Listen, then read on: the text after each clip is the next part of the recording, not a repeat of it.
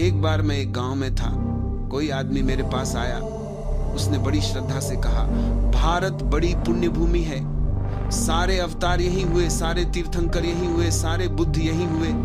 मैंने उससे कहा, जरा रुक जा, फिर से सोच, क्या यह सचमुच पुण्य भूमि है या यह भूमि इतनी पापी है कि हर बार भगवान को खुद आना पड़ा? सोचो, इतने अवतार, इतने बुद्ध, इतने तीर्थंकर यहीं जन्मे, फिर भी आदमी वही का वही रह गया। इतने सब आकर चले गए, लेकिन हमारे भीतर एक लकीर तक नहीं खींची। हम वही चिकने घड़े के घड़े रहे। हर अवतार को हमने सुना, सिर झुकाया, आरती की, फूल चढ़ाए और कहा, आओ महाराज, और अब जाओ, हम सुनने में माहिर हैं, करने में नहीं। तुम सोचो, अगर किसी गांव के एक घर में रोज डॉक्टर आते जाते हो तो क्या वो घर पुण्यवान है? नहीं। इसका अर्थ है कि वह घर सबसे ज्यादा बीमार है। और अगर सारे अवतारों को यही आना पड़ा तो इसका अर्थ क्या हुआ? कृष्ण ने गीता में कहा, जब जब धर्म की हानि होती है, अधर्म बढ़ता है, तब मैं आता हूँ। और सब अवतार यही आए। तो मतलब क्या हुआ? ये भूमि पुण्यवान है या ये भूमि इतनी बीमार कि हर बार भगवान को खुद उतरना पड़ा? सच तो यह है कि इस मुल्क की आत्मा अब इतनी चिकनी हो गई है कि कोई लकीर नहीं खींचती। हमने सदियों से इतनी अच्छी बातें सुनी है कि अब बातें सुनना ही धर्म बन गया है। सुनते सुनते हम ऐसे तल्लीन हो गए कि करने की कभी फिक्र ही नहीं की। हमने सुनना साधना बना लिया है, और यही हमारी सबसे बड़ी बीमारी है। सुनना तो है, पर होना नहीं। जब तक समझ तुम्हारी अंतरात्मा में नहीं उतरती, तब तक वो समझ अधूरी रहती है। वो सिर पर बैठी रहती है, हृदय में नहीं उतरती। और समझ तभी उतरती है जब तुम कोई निर्णय लेते हो। निर्णय ही द्वार है। निर्णय छोटा हो या बड़ा, इससे फर्क नहीं पड़ता। निर्णय लेने की घटना ही तुम्हें बदल देती है। निर्णय में प्राण एकत्र हो जाते हैं। जो क्षण तुमने किसी बात पर हाँ या ना कहा, उसी क्षण तुम एक नए व्यक्ति बन जाते हो। मैं तुमसे कहता हूं, 10 मिनट खांसना मत। सुनने में साधारण लगता है, पर बड़ा कठिन है। खांसी जैसी छोटी चीज को रोकना बड़ी अमानवीय बात लगती है। तुम्हें खांसी आ रही है और मैं कहता हूं, खांसो मत। तुम्हें लगेगा यह तो दुष्टता है, पर तुम्हें मालूम नहीं, इतनी छोटी बात भी तुम्हारे भीतर आत्मा के जन्म का अवसर बन सकती है। क्योंकि अगर तुमने 10 मिनट खांसा नहीं, तो तुम्हें एक झलक मिलेगी कि मैं अपने शरीर का मालिक हो सकता हूँ। एक खुशी की लहर भीतर उठेगी। तुम्हें लगेगा, मैं कोई निर्णय लूं तो उसे पूरा कर सकता हूँ। इतनी सी बात में भी आत्मा ने शरीर पर विजय पाई। खांसी और छींक बहुत चालाक चीजें हैं। जितना उन्हें रोको, वे उतना ही विद्रोह करती है। वे कहती है, ये क्या नया नियम बना रहे हो? अब तक तो मैं आती थी, तुम मेरे साथ थे, अब तुम मुझसे लड़ रहे हो। और यही वह क्षण है जब तुम्हें देखना होता है कि कौन मालिक है, शरीर या तुम। अगर तुम 10 मिनट भी न खांसे, तो तुम्हारे भीतर का संबंध बदलने लगता है। तुम्हारे और शरीर के बीच एक नई दूरी बनती है, और वहीं से जागरण की शुरुआत होती है। गुरजीएफ ने इसका प्रयोग किया, स्टॉप मेडिटेशन। कितना सरल नाम है, पर कितना गहरा अर्थ। वो कहता था, रुक जाओ। और ये रुक जाना कोई साधारण रुकना नहीं था। तुम नाच रहे हो, एक पैर ऊपर है, एक नीचे है, और वो कहता था, अब रुक जाओ। तो जैसे हो वैसे ही रुक जाना है। गर्दन टेढ़ी है तो टेढ़ी ही रहे, शरीर झुका है तो झुका ही रहे, पैर हवा में है तो वहीं ठहर जाए। कोई हिलडुल नहीं, कोई सुधार नहीं। शरीर गिर जाए तो भी कोई फर्क नहीं। अगर गिरो तो भी उसी स्थिति में रहो, क्योंकि वहीं एक द्वार खुलता है जहां शरीर अपनी चाल से चल रहा होता है, और तुम भीतर से कह रहे होते हो, अब मैं मालिक हूं। लेकिन आदमी बड़ा चालाक है। वह धीरे से पैर नीचे रख लेता है और खुद को कहता है, कौन देख रहा है? कोई नहीं देख रहा, पर तुम खुद देख रहे हो। तुमने मौका खो दिया। तुमने शरीर को जीतने का अवसर गंवा दिया। तुमने आत्मा की जीत को स्थगित कर दिया। गुरजीएफ कहता था, अगर तुम उस क्षण ईमानदार रहो और शरीर को वहीं रहने दो जैसे वह था, तो उसी पल आत्मा का जन्म होता है। क्योंकि उसी पल पहली बार शरीर और आत्मा अलग हो जाते हैं। तुम पहली बार जान पाते हो कि तुम शरीर नहीं हो। तुम देख सकते हो कि शरीर थक गया है, गिर रहा है, कांप रहा है, पर तुम भीतर अचल हो। तुम भीतर साक्षी हो। निर्णय का अर्थ है अपने भीतर के साक्षी को जगा देना, और यही पहला कदम है ध्यान का। यही पहला कदम है क्रांति का। याद रखना, बहुत छोटे छोटे निर्णय भी जीवन में अद्भुत परिणाम लाते हैं। बात निर्णय की है, बात डिसिसिवनेस की है, निर्णायकता की है। बात ये नहीं कि निर्णय बड़ा था या छोटा। जब भी मन निर्णायक होता है, ऊर्जा एक दिशा में प्रवाहित होती है और वही दिशा फिर तुम्हें गहराई में ले जाती है। जो अनिर्णय में जीता है उसकी ऊर्जा चारों दिशाओं में बिखर जाती है और फिर जीवन एक बिखराव बन जाता है, केंद्र नहीं रह जाता। इसलिए जो मैं कह रहा हूं उसे सिर्फ सुनना मत, थोहा प्रयोग करो, थोहा जी कर देखो। उपनिषद कोई दार्शनिक ग्रंथ नहीं है, वे प्रयोग की भूमि है। वे सिद्धांत नहीं सिखाते, वे परिवर्तन सिखाते हैं। वे कोई मान्यता नहीं देते, वे रूपांतरण की प्रक्रिया बताते हैं। वे तो कीमिया है, आत्मा को शीशे से सोना बनाने की कला।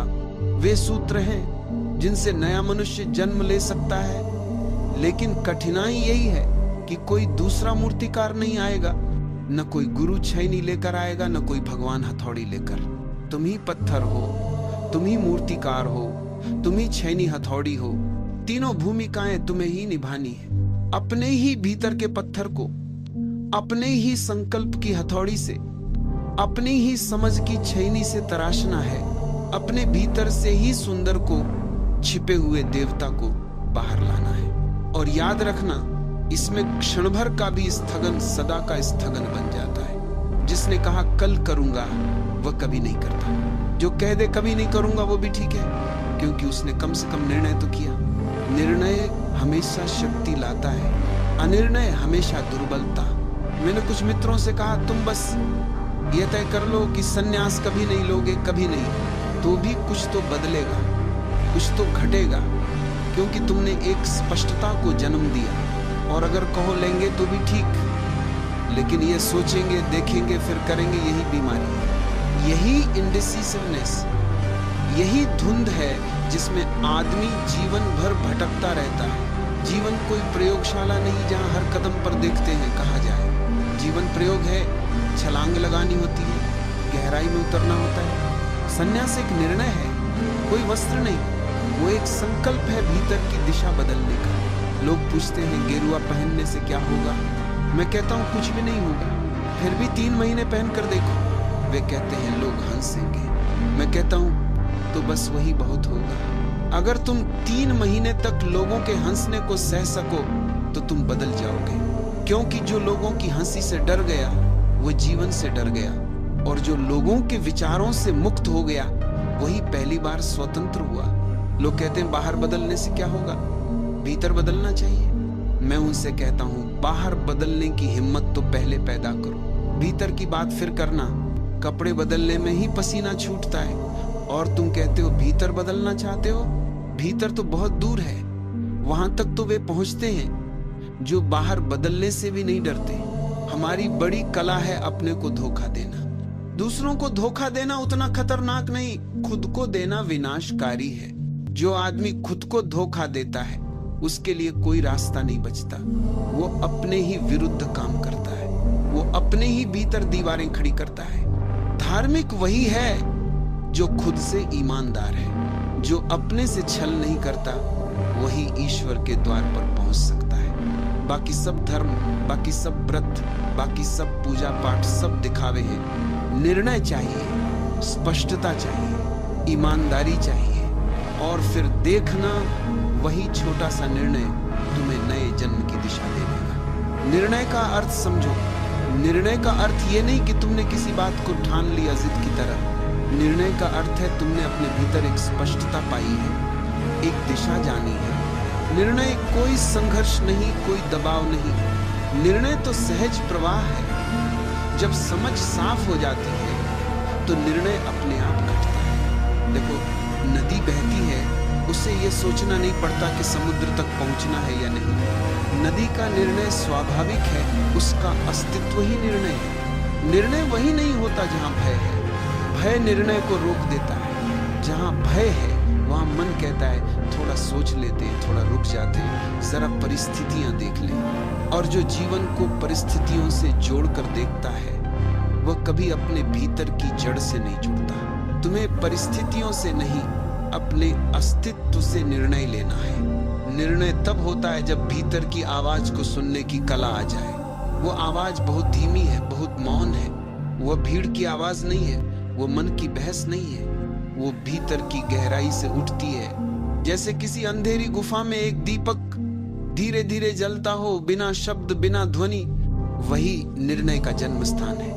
वही सन्यास का अर्थ है। सन्यास कोई पलायन नहीं, सन्यास कोई वस्त्र नहीं। सन्यास ये जान लेना है कि अब मैं अपने भीतर की आवाज के अनुसार जीऊंगा, न कि समाज के आदेशों के अनुसार। और ये निर्णय इतना मौलिक होता है कि पुराना मन इसे सह नहीं पाता। पुराना मन तुरंत तर्क लाएगा, समय नहीं है, लोग क्या कहेंगे, अभी परिस्थिति ठीक नहीं है, पहले थोड़ा समझ लूं फिर करूंगा। और यही सब बहाने तुम्हें वहीं बांधे रखते हैं जहां तुम सदियों से फंसे हो। निर्णय का अर्थ है अब बहाने समाप्त, अब केवल सजगता। जब कोई व्यक्ति सच में निर्णय करता है, उसी क्षण उसका पुराना मन मर जाता है। निर्णय मृत्यु है, पुरानी आदतों, पुरानी प्रवृत्तियों की मृत्यु, और उसी मृत्यु से नया जीवन जन्म लेता है। इसीलिए जो निर्णय से डरता है वो जीवन से डरता है। अगर कोई तुम्हें गाली दे, तुम एक झटके में आग पकड़ लेते हो, और अगर कोई तुम्हें समझाने की कोशिश करे, तुम उसमें डूबते नहीं हो। बुरा कुछ करना है तुरंत कर देते हो, अच्छा कुछ करना है सोचते ही रह जाते हो। ये मन की बड़ी चालाकी है। जो करना हो उसे तुरंत कर डालो, तभी वो होता है। क्रोधित होना हो या ध्यान करना हो, फर्क क्या पड़ता है? बुरा करने में झटपट हो जाते हो, अच्छा करने में देर लगाते हो। रुको तो अवसर निकल जाता है। वही कारण है कि जब गाली लगती है तो तुरंत उबल पड़ना जरूरी समझते हो, क्योंकि रुकोगे तो शायद कभी न कर पाओगे। सोचो तो सही, अगर तुम कहो चलो 24 घंटे बाद जवाब दूंगा, तो गाली का असर खुद ही खत्म हो जाएगा। 24 घंटे लंबा वक्त है, पर 24 क्षण भी अगर तुम भीतर बैठकर शांत हो जाओ तो क्रोध का विचार ही मर जाएगा। हंसी आ जाएगी, या उस आदमी की मूर्खता दिख जाएगी, या पता चल जाएगा कि वो सही भी कह रहा था, पर तुम समय नहीं खोना चाहते। जैसे ही चोट लगे आग फूट पड़ती है, पीछे जाकर पछतावा कर लेंगे, यही सोचते हो। और इसलिए तुम सभी क्रोधियों को पछताने के सिवा कुछ नहीं मिलता। पछतावा क्रोध के बाद आता है, तभी क्रोध हमेशा तुम्हें बांध कर रखेगा। पर अगर पछतावा पहले आ जाए क्रोध से पहले, तो क्रोध कभी जन्म ही नहीं लेगा। पर प्रश्न ये है, बीच की जगह कहाँ है? गाली इधर, आग उधर। उस बीच थोड़ा भी स्थान कैसे बनाए कि मैं सोच लूं, विचार कर लूं? वो जगह नहीं मिलती, क्योंकि क्रोध तुरंत फूट पड़ता है, और ध्यान के लिए भी वही कठिनाई आती है। अच्छे काम में हम समय लेते हैं, इंतजार करते हैं, बीच का जो समय है वही सब बर्बाद कर देता है। गरम लोहे पर चोट मारनी है। अगर तुम सोचते रहो कि मारूं या न मारूं, लोहे की गर्मी भी चली जाएगी और चोट का अर्थ ही मिट जाएगा। मेरे पास आज एक मित्र आए, कह रहे थे संन्यास लेना है, पर पहले और सोचना है। मैंने उनसे पूछा, तुमने जीवन में और किन किन चीजों पर इतना सोचा है कि वे हो भी गई हो? क्या तुमने बुद्धि को बाद में बढ़ते देखा है?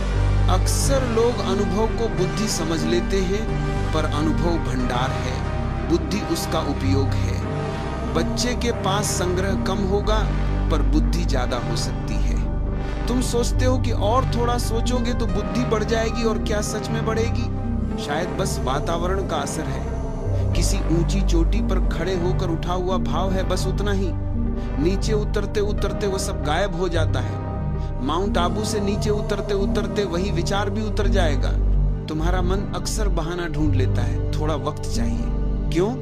ताकि प्रभाव कम हो जाए, और वही 1% जो तुम्हें रोक रहा है वो बड़ा काम कर देता है। जब 99% तैयार है और 1% नहीं, तो तुम सोचते हो कि 99% जीत जाएगा, पर हकीकत ये है कि तुम उस 1% के साथ निर्णय ले रहे हो। निर्णय ही तो लेना है ना। लेना भी एक प्रकार का निर्णय है। जगत तुम्हें चुनाव देता है, क्या चुनना है, पर यह स्वतंत्रता नहीं है कि तुम निर्णय ही न लो। तुम निर्णय से बच नहीं सकते। हम अपने आप को धोखा देना बहुत अच्छे से जानते हैं। बार बार सुनते, समझते रहो और वैसे ही रह जाओ। फिर घड़ा चिकना हो जाता है, सब कुछ उस पर फिसलने लगता है। जितनी बार तुम अच्छी बातें सुनकर भी नहीं बदलते, उतनी ही अधिक फिसलन बनती जाती है। इसलिए अगर सुन रहे हो तो साहस करो, समझ में आए तो उसे भीतर उतार कर जियो। जब समझ श्वास श्वास में न समा जाए, उसका कोई अर्थ नहीं रह जाता। असली माप यह है कि तुम अपने जीवन में अच्छी बातें कर सकते हो या नहीं। भाषणों और मंत्रों का ढेर लगाना कोई कठिन काम नहीं। असली काम है कि वे बातें तुम्हारे अस्तित्व में उतरे। तुम कहते हो कि क्रोध पल में फूटता है, पर वही पल तुम्हें आजीवन बांध ले सकता है। थोड़ी सी जगह बनाओ, क्रोध कठिन हो जाएगा। ध्यान में भी वही जगह बनानी होगी, पर ध्यान मुश्किल इसलिए भी है कि तुम्हारा स्वभाव तत्काल निर्णयों का नहीं है। पर ध्यान वही सिखाता है, गर्म लोहे पर जब चोट मारनी हो मारो, और जहां सोच समझकर काम करना हो वहां समय लो, पर झूठी बहानेबाजी मत करो। संन्यास का निर्णय हो तो वह आज लिया जा सकता है, और यदि न लो तो वह भी निर्णय है, स्वीकार करो। जिन बातों को बार बार सुनकर भी तुम वैसे ही रहते हो, उनसे सावधान रहो। अच्छा है, कभी कभी कुछ सुनना ही छोड़ दो, पर जब सुनो तो संकल्प करो, परिवर्तन के साथ जियो। तब समझ केवल शब्द नहीं रहेगी, वह जीवन बन जाएगी। और जब जीवन बन गई तब पछतावा पहले नहीं आएगा। जब पछतावा पहले आ जाएगा, क्रोध का बीज ही नहीं बनेगा। समझना और जीना यही अंतर है। मैं कहता हूं, छोटे निर्णयों से शुरुआत करो। सुबह जल्दी उठने का निर्णय करो, और फिर देखो मन कितने बहाने बनाएगा। तुम देखोगे ये केवल नींद का प्रश्न नहीं है, ये सजगता का प्रश्न है। अगर तुम छोटे निर्णयों में भी सजग रह सको तो बड़े निर्णय अपने आप घटने लगते हैं। निर्णय कोई कार्य नहीं, एक दृष्टि है। निर्णय का अर्थ यह नहीं कि तुमने कुछ कर दिया। निर्णय का अर्थ है कि अब तुम भीतर से स्पष्ट हो गए। अस्पष्टता समाप्त, भ्रम समाप्त। अब तुम जो भी करोगे उसमें पूरा मन, पूरा प्राण, पूरी उपस्थिति होगी, और वही उपस्थिति परिवर्तन लाती है। तुम्हारे हर कर्म में अगर पूर्णता आ जाए तो वही ध्यान बन जाता है। फिर साधना कोई और नहीं, तुम्हारा जीवन ही साधना बन जाता है। लोग सोचते हैं कि आत्मज्ञान कोई बहुत ऊंचा पर्वत है। नहीं, वह तो छोटी छोटी निर्णायक सजगताओं का परिणाम है। जो व्यक्ति बार बार अपने भीतर साफ निर्णय करता है, वो धीरे धीरे उस बिंदु तक पहुंच जाता है जहां कोई निर्णय बाकी नहीं रह जाता। वहां केवल मौन है, क्योंकि अब कुछ तय करना नहीं, सब स्पष्ट हो गया। वो स्थिति ही समर्पण है, वो स्थिति ही ध्यान है, वह स्थिति ही संन्यास है। तो मैं तुमसे कहता हूं, आज से ही आरंभ करो। छोटे छोटे निर्णय लो, पूरे होश के साथ, पूरे प्रेम के साथ, और फिर देखो वही छोटे छोटे निर्णय तुम्हें कहां पहुंचा देते हैं। उस द्वार तक जहां कोई निर्णय नहीं, केवल अस्तित्व है, केवल होना है, केवल शांति है।